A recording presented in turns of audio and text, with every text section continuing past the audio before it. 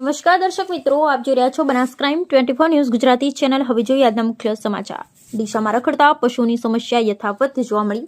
ડીસા જયશ્રી પાર્કની ગાયે એક વ્યક્તિને અડફેટે લેતા ગંભીર ઈજા પહોંચી। રખડતા ઢોરે વધુ એક વ્યક્તિને પહોંચાડી ઈજા। બાળકીને સ્કૂલ મૂકવા જતા વખતે રખડતા ઢોરે પિતાને અડફેટે લેતા પિતા બન્યા ગંભીર રીતે ઈજાગ્રસ્ત। હાઈકોર્ટ અને રાજ્ય સરકારના આદેશને ઘોળીને પી જતા ડીસા નગરપાલિકાના સત્તાધીશો રખડતા ઢોર પાંજરે પુરાય તેવી લોકમાંગ। જિલ્લામાં અનેકવાર રખડતા ઢોરને કારણે લોકો બન્યા છે ઈજાગ્રસ્ત। રખડતા પશુને પકડવાની કામગીરી પાછળ દર વર્ષે લાખો રૂપિયાનો ખર્ચ નોંધાય છે, પરંતુ શહેરમાં રખડતા પશુની સમસ્યા આજે પણ યથાવત જોવા મળી રહી છે। Bureau report Haresh Thakkar. ગાયનો ત્રાસ છે। આ સોસાયટીમાં મને રહેવાનો બહુ મુશ્કેલ થઈ ગયું હોય। અમે શાકભાજી લઈએ તો કેવી રીતે લઈએ? ગાયો પાછળ દોડીને અમને મારે છે। ગાયનો બહુ ત્રાસ છે। છેલ્લા કેટલા સમયથી ત્રાસ છે બેન? આ તો ઘણા સમયથી 12 મહિના જેવો થઈ ગયો હોય। દોઈ તકડી મારે છે, કોઈ બોધતા નહીં। શું નામ તમારું? મારું નામ સૂર્યાબેન। ઓકે દાદા, સોસાયટીમાં બહુ ત્રાસ છે ગાયોનો। રખડતી ગાયો છે, સાથે આખલા પણ છે।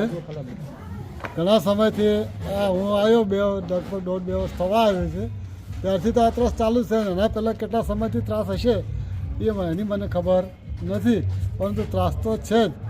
આ ગાયનો કચરો નાખવા જતી હોય તો પણ પાછળ પડી જાય છે।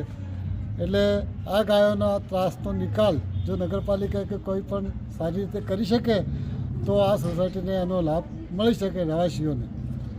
બાકી તો આ ત્રાસ બીજો કોઈ વ્યક્તિગત ધોરણે કોઈ ત્રાસ દૂર કરી શકે એમ નથી। એટલે નગરપાલિકા રસ લઈને આ અંગે જો કંઈ કરતું કરે તો સોસાયટીના રહેવાસીઓને શાંતિ થાય।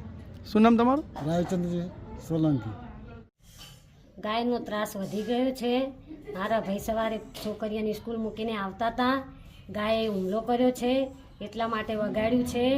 મહેરબાની કરીને નગરપાલિકાવાળાને એટલું જણાવ કરો છો કે આ ગાયોને રખડતા ઢોરને પકડી જાઓ। ગાયનો ત્રાસ વધી ગયો છે। અમારે છોકરાની સ્કૂલ કેવી રીતના મૂકવા જવું, અમારે બહેનોને શાકભાજી કેવી રીતના લેવા જવું, બહુ ત્રાસ ગાયનો વધી ગયો છે। મહેરબાની કરી અને આ ગાયનું કંઈક કરો।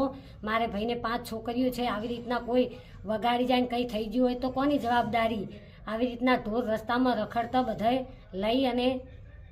લઈ જવા વિનંતી છે। એટલા માટે કહું છું કે આ રખડતા ઢોરને પિંજરાપુરમાં પુરાઈ દો। આવી રીતના છોકરાઓ રખડતા હોય, બારે રમતા હોય નાના છોકરાઓ, અમે ક્યાંય બારે ફરતા, આવી રીતના ગાયો મારી નાખે તો શું થાય? મહેરબાની કરીને નગરપાલિકાવાળાને એટલું કહીએ છીએ કે આ રખડતા ઢોરને લઈ જાઓ તમે નગરપાલિકામાં। શું નામ તમારું? વિજયાબેન।